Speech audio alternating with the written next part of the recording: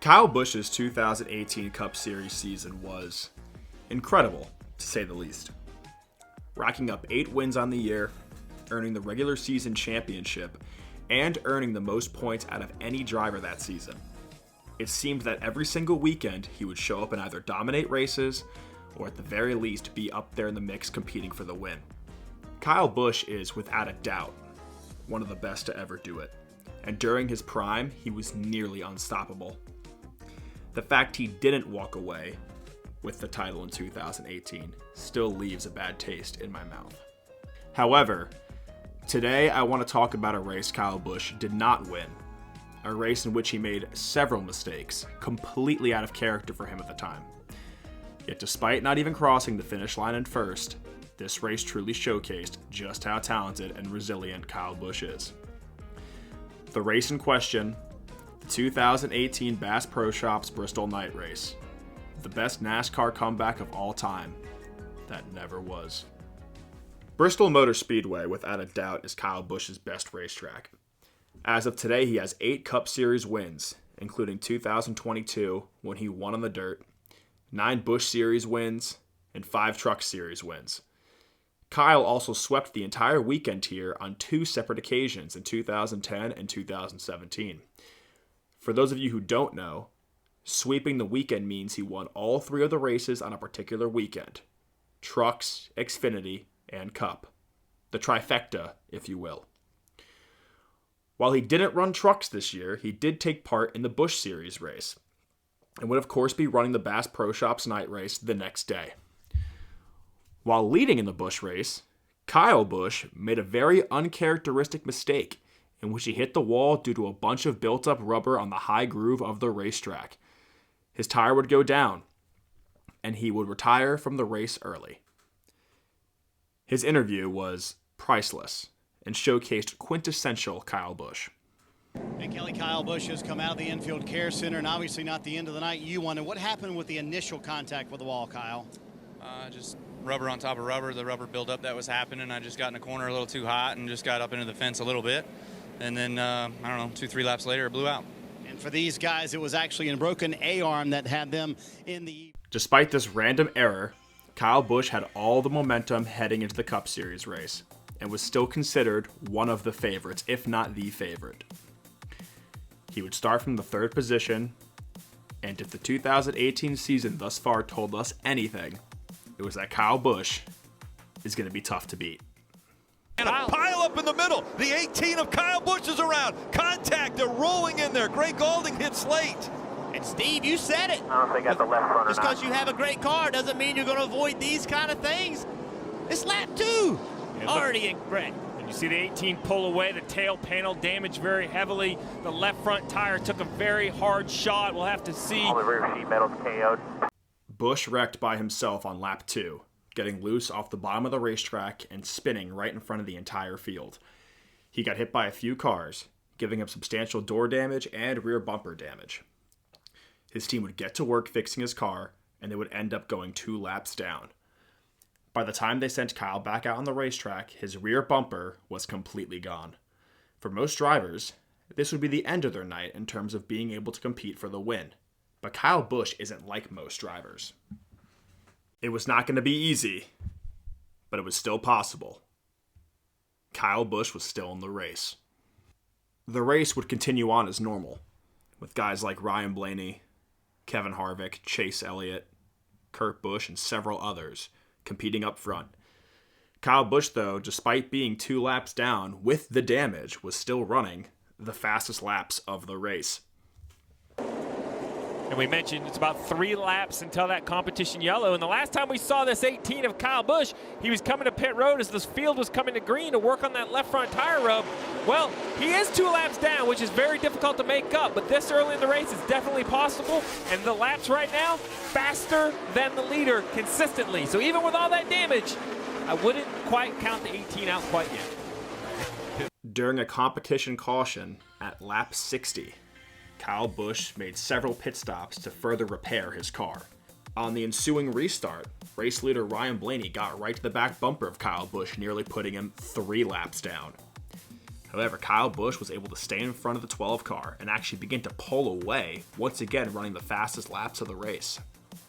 Kyle Busch would stay 2 laps down and finish stage 1 somewhere in the 20s. I forget the exact position, but he was stuck 2 laps down. Ryan Blaney would go on to win the stage, barely over Kevin Harvick by 3/1000ths of a second. One thing I want to point out here is at the end of stage 1, Martin Truex Jr. went a lap down. We'll talk about Truex later in this video. Don't you worry. Stage 2 gets underway. And again, the usual suspects of Ryan Blaney, Chase Elliott, Joey Logano, Kurt Busch, Clint Bowyer are all racing towards the front, being able to battle amongst themselves as Kyle Busch is still stuck 2 laps down. Once again, Kyle Busch is still consistently running some of, if not the fastest laps in the race. On lap 190, David Reagan would spin out by himself, bringing out the caution. This caution allowed for Kyle Busch to get one of his 2 laps back. One thing to note here, one of the main contenders of the day, Kevin Harvick, had a flat tire not too many laps before this caution. And because of his flat tire, he had to pit under green, losing a couple laps himself. They were both going to be 1 lap down, and they would have to race each other to get back on the lead lap. Stage 2 showcased a great battle between Joey Logano and Chase Elliott fighting for the stage win, and Joey Logano would go on to win Stage 2. However, I think more people are watching that incredible battle between Kyle Busch and Kevin Harvick, trying so hard, fighting each other to get back on the lead lap. After spending over 50% of the race, multiple laps or just 1 lap down, Kyle Busch is now officially back on the lead lap as he beat Kevin Harvick to be the first car 1 lap down. I remember watching this race live and I was genuinely completely baffled over the fact that Kyle Busch was even remotely able to do what he did. I was not a big Kyle Busch fan several years ago. I was definitely upset and I was very happy that he wrecked out early, but I did not think in the slightest that he would ever have a chance to come back. But he did. 260 laps later, just past the halfway point, Kyle Busch is a legitimate threat to win this race once again. So how did Stage 3 go? Stage 3 begins, and Kyle Busch would have to start in a hole. Despite being back on the lead lap, Kyle Busch would have to start at the tail end of the longest line. He would have to go through all of the lap down cars first before he could start passing cars on the lead lap. He could make a pass wherever he wanted, top side, bottom side, middle. His car was just incredible.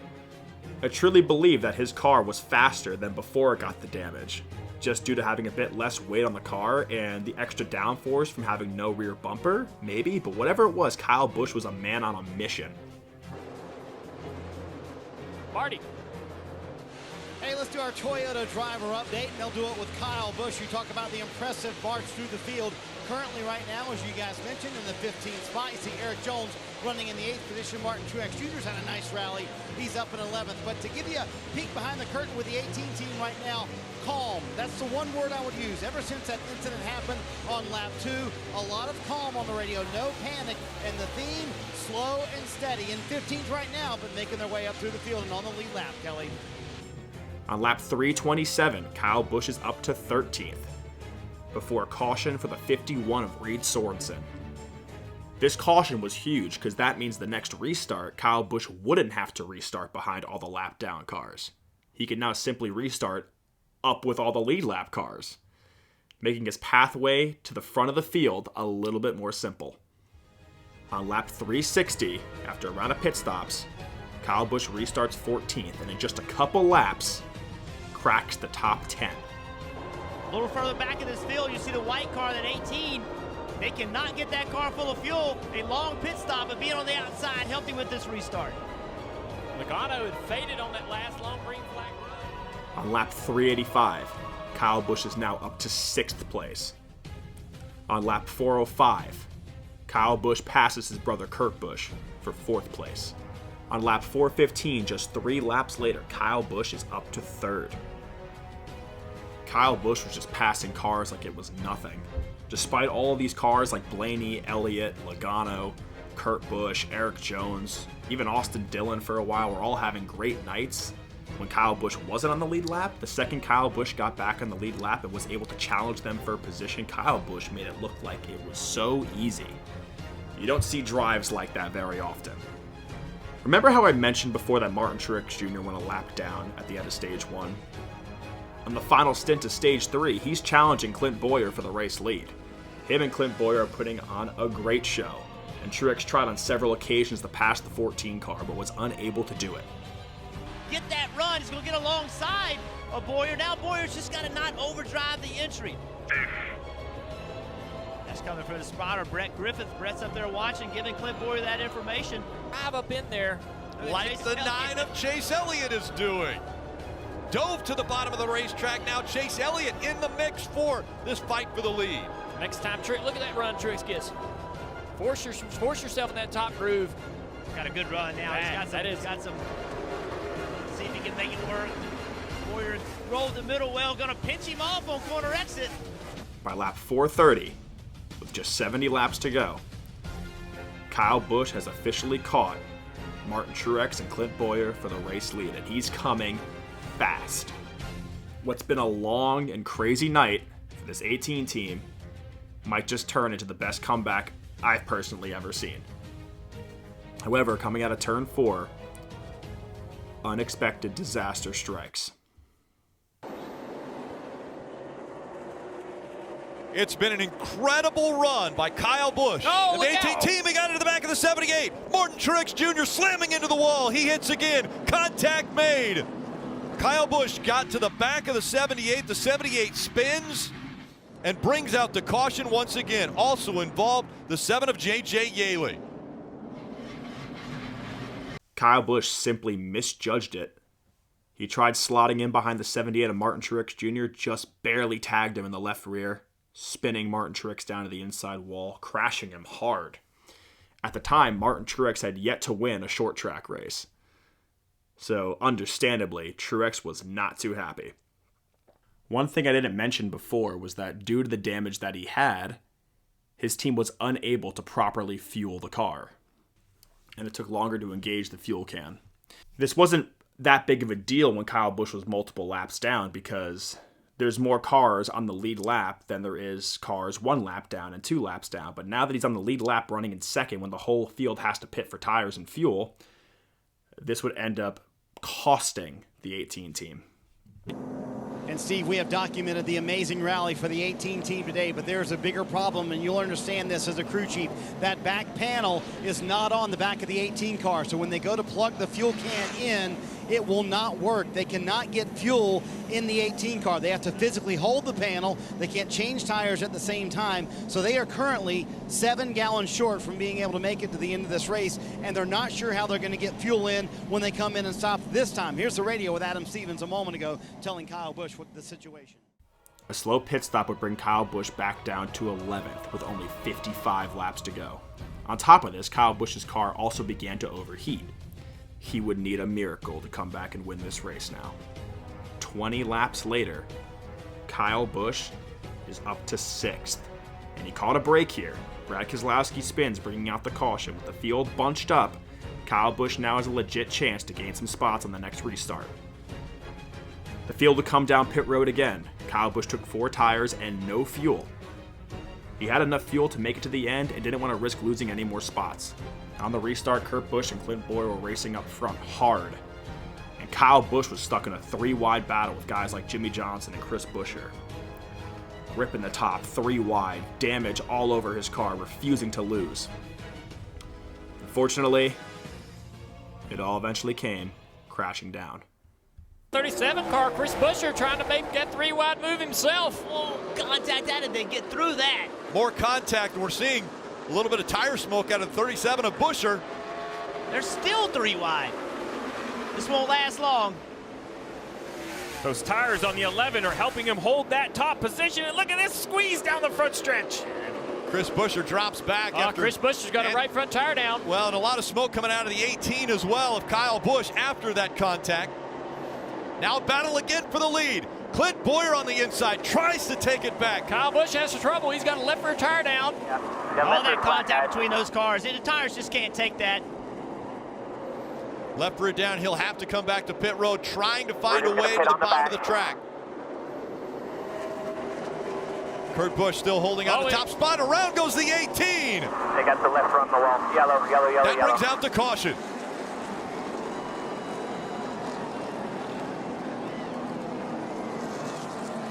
Casey Kane had been scored a lap down in the 17th position. Probably will get the free pass. That man's had an eventful night, I'd say. Well, look at Racing 3 wide. The 48 of Jimmy Johnson, the 37 of Chris Buescher, and the 18 of Kyle Busch all made contact off turn 4. The damage will cut Kyle Busch's tire, and eventually he would spin out hitting the wall. His comeback was done. Kurt Busch, his brother, would end up winning the race, which would be Kurt Busch's only win that season. While his brother, Kurt Busch, went on to win, Kyle Busch would have to settle for a 20th place finish. All that hard work and nothing to show for it. This night to me was simply a what could have been. Like, as a little kid watching that race, I was more than happy seeing Kyle Busch wreck out like that. I was not a big Kyle Busch fan when I was younger. But the fact he was able to come back from that far behind and just be as fast as he was is something very few drivers could do. And I was even getting like mad watching that live. I'm like, there's no way Kyle Busch is going to come back and win this race, is he? And he almost did. Thank you guys for watching. I hope you enjoyed. And man, do I miss prime Kyle Busch.